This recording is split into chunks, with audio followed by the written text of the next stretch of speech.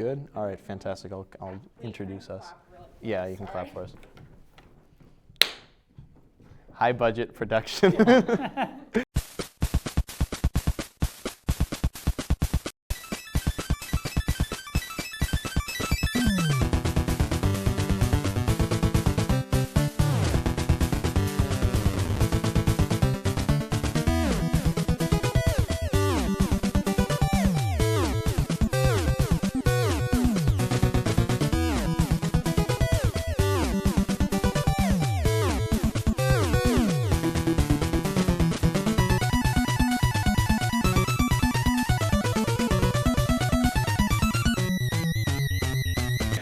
Hello everyone, my name is Griffin the Hanson. I'm the president of the Animation Education Association, and I'm here today with... I'm Anna Chavez.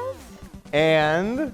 Kevin Eastman, co-creator of the Teenage Mutant Ninja Turtles. And we are in the lovely town of Dover, New Hampshire, on Kevin Eastman and Peter Laird Day, legally declared by the mayor of Dover. We're here today because there was a historical marker project earlier today that Anna and I co-directed, and a fantastic project by the Dover Arts Commission and James Lane for a manhole cover that just went in Dover. But we have him locked here in the public library against his will to hang out with us, draw a little bit, and talk a little bit about the influence of New Hampshire and such in his and Peter Laird's Teenage Mutant Ninja Turtles.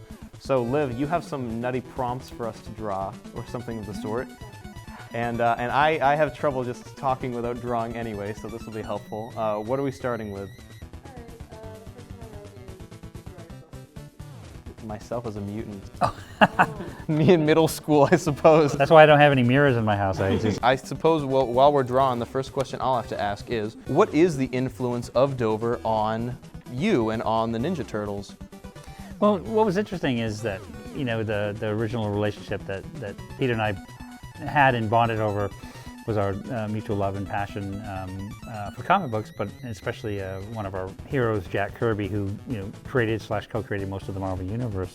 And so that was really that bond that linked us in thoughts, thinking, creativity, pursuit of all things comics, the passion that we had. It was just this weird sort of scenario of we could have been anywhere, but the best part was it had to be here, that these very specific sequence of events that happened where me moving to Massachusetts, me trying to sell stuff to a magazine down there, me getting introduced to Pete in Massachusetts, me moving back to Maine, and then Pete's wife getting a job in Dover, New Hampshire, moving here. So then we were 20 minutes apart. So that's just how it all happened. So when I finished my work that summer, I was able to move into the location here. So I feel like there was, things were beyond our control. The universe wanted you to be in Dover, as it does for so many people, of course. But so we had this great place, affordable rent. We had the opportunity and the time to sit and spend creative time together, which is just two artists, two writers, two artists in the same room, brainstorming, coming up with different ideas.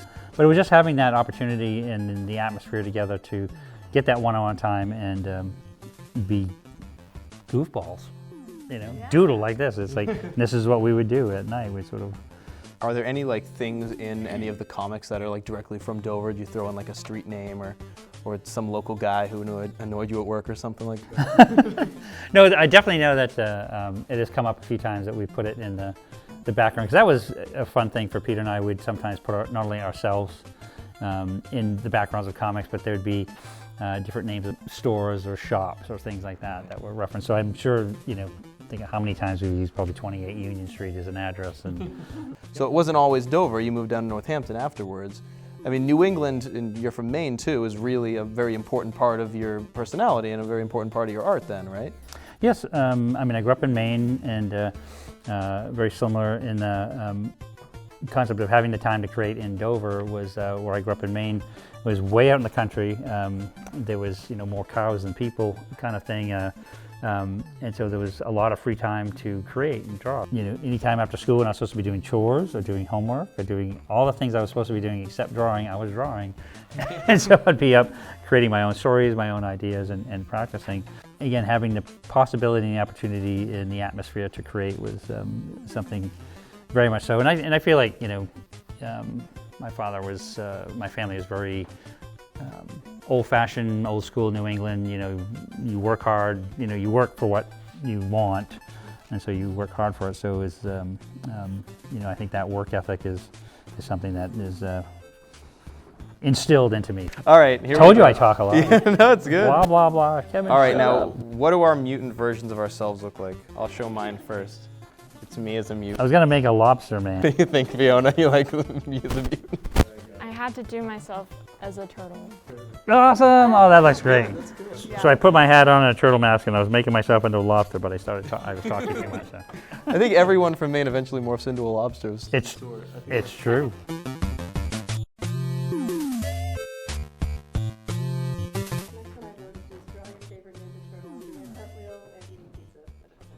At least it's something easy. I didn't go to like figure drawing class or anything yet. Obviously, since 1984, when you and Peter first created the Turtles, it's since turned into Kind of a household name and a global franchise, and it's been spun off several different ways in comics and TV and films. I'm wondering what your favorite fresh take was on your original Turtles story, whether it was a surprising twist or something that was put into the original story that you hadn't thought up before. No, it's a very good question because it is interesting. At the first, you know, they first started as a black and white comic book, and then the first evolution that they transitioned into was the animated series. And because the original comics were written for an older audience, the animated series we knew was being designed for a much younger audience, and we had full control and approval over that. So we softened the origin story. We changed more of Splinter being transformed as instead of a rat that was a pet of Yoshi. We made Yoshi sort of transform into the rat through the mutation process. We made it more lighthearted and funny. And that we really loved because I felt then we had two versions of the Turtles, two worlds. We had to get to put a foot in each. And then my favorite all time of all the Turtle iterations, even over all the years, the 40 years, is the first Turtle movie. It was a perfect combination of both worlds. We had the intensity, the heart and soul, and the black and white comics had with the humor and the antics and the comedy aspects that the cartoon had. And that was the first live action movie we did with Jim Henson and Steve Barron and stuff. So that will always be one of my all-time favorite iterations of all things Turtles. And you mentioned it was taken from your original black and white comics, like you said, and then morphed into the cartoons and the toys with Playmates. And I think it's just really interesting how the Turtles was so easily able to be played between all of these different forms of entertainment, and that it kind of took on its own life with each of those own forms as well. You put it in perspective, it probably should have never have worked in the first place. So you have this really odd and bizarre idea, and then it's worked as that form of an idea, and it's changed a bunch of different times, been adapted a bunch of different times. But the thing you made me think of when you're saying that is when it actually started going into other countries. As an American idea, you think, well, Americans are kind of goofy, in my opinion. We have a good sense of humor, so it seemed like it would make sense that it would work here. But then each country that it sort of expanded into over the years, that there would be something about the Turtles that then translated into those other languages and those other forms. My wife Courtney and I, we've had the good fortune to go all over the world to do conventions and events and things, and to meet fans who can't express it. We can't speak their language, they can't speak our language, but they, you know, are so emotional, and the Turtles have been such an important part of life. They like literally are practically crying, and they're hugging you, and it's just so awesome. It's wonderful. It's really such a heartwarming thing. I heard somewhere that in Britain for a while they had to refer to them as mutant hero turtles because Ninja wasn't allowed to be put on TV for a while or something like that. Yep. Yeah, it was. Yeah, they had some, you know, bans on martial arts and martial arts weapons and things, certain things like that. But it was exactly that they changed the Teenage Mutant Hero Turtles. In other countries like France, I think it was Tortue Ninja, so it was just shortened to Turtles Ninja. All right. He's right, it's difficult to do the interview and It is. There's Liv telling me to draw a cartwheel and I can't do it. one arm longer than the other. See, that's good. Good job.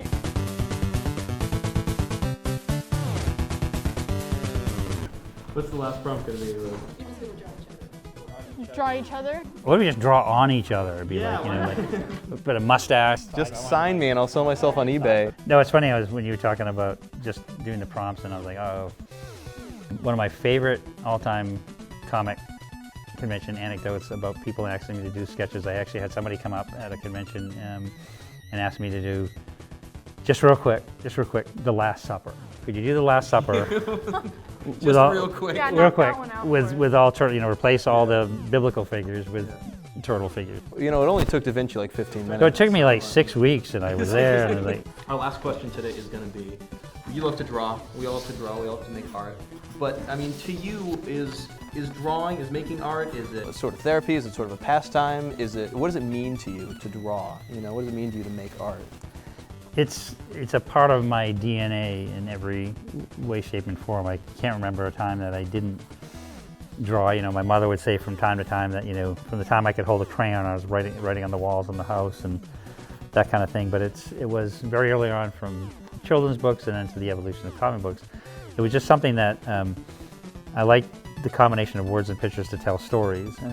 Again, it's something as simple as a children's book, you know, just a few words and a picture. But then as I got older, that was, you know, to be able to tell much longer stories, past, present, and future, any time period you could go to or imagine and write that you could do. You could tell a story in that place. So I can't recall a day where I didn't do some drawing of some kind.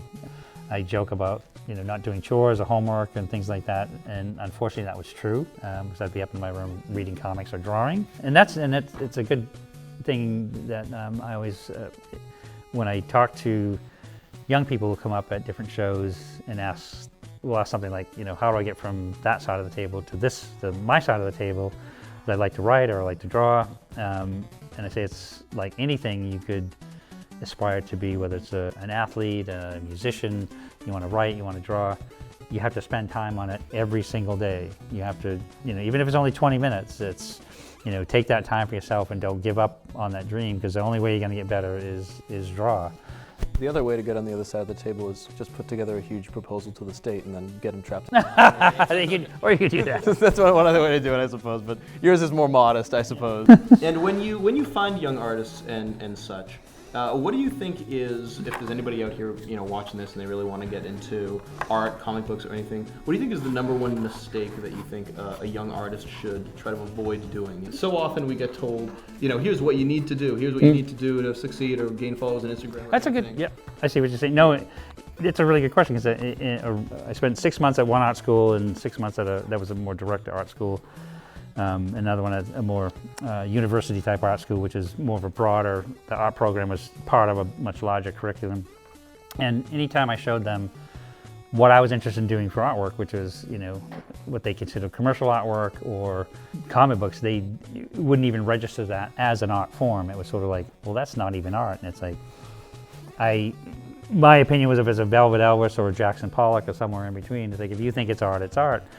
And so, but they really were like dead set against, you know, comics are not an art form. And so my opinion, that's like, well, we agree to disagree, but I want to embrace everything they're trying to teach me in the program. You want me to draw chairs? I'll draw chairs. You want me to do this? You want me to paint this kind of abstract this? I'm going to do that. I want to take everything you want me to do and try to learn as much from it as I can, and what I can take from that and what I can use from that and apply it to what I want to do as an art form. And that actually stemmed from the best art teacher I ever had in my life was Jane Hawks at Westbrook High School. And she was the first one that didn't laugh when I told her what I wanted to do. I want to draw comic books. And she said, well, that's cool. She knew I had passion for it, and I had a little bit of skill at drawing, inherited skill. My grandmother's a painter. She said, it seems to me if you want to draw comic books, the way comic books are done, you have to be able to draw everything you see. So if I need to do a drawing of the three of us sitting at this table in this library room with markers and paper and all this stuff, then you have to be able to draw that chair and that camera stand and this table and this chair and everything behind it in perspective. And so she would give me all these extra sketchbook assignments, and she said, I do not want to see one superhero. And say, I know you want to draw it, but I want to see, draw the car, draw the living room, draw go sit outside and draw the trees, sit in the middle of town and draw the buildings in perspective. And I was like, got it. And that made so much sense, because then when you actually have to do a story where a Ninja Turtle comes flying through that window and tumbling through there, and they have a big fight scene in a room like this. You have to draw everything. You have to draw that window and draw this table and draw all that stuff. And to piggyback off of that, you're known for being such a fantastic artist. What do you have trouble drawing? Can you draw horses? Horses are really hard to draw. I have trouble drawing everything. No, it's funny because it is artists unfortunately are their own worst critics most of the time. And as much as I love drawing, sometimes I'll have a picture in my mind of something that I want to draw, and so the picture in my mind is always much better than whatever I'm putting down on paper. So I will have a certain level of frustration at times that what I've imagined in my head is not coming out through my hand. It's like, bad hand. No, and so you get some kind of frustration, or you have issues with struggling with a piece, like you're trying to achieve a certain level of perspective or a certain dynamic and things. But eventually, the war is over and you have to either send it off because it's a deadline, and you might have not liked the piece at that time, and sometimes I won't look at that piece for another couple months when I go back to it and say, well, it wasn't exactly what I imagined, but it's not bad either. The process of doing it, of creating and doing it, is just a wonderful experience, and I still can't draw horses though. I was going to say, you're avoiding the question, the real question. No.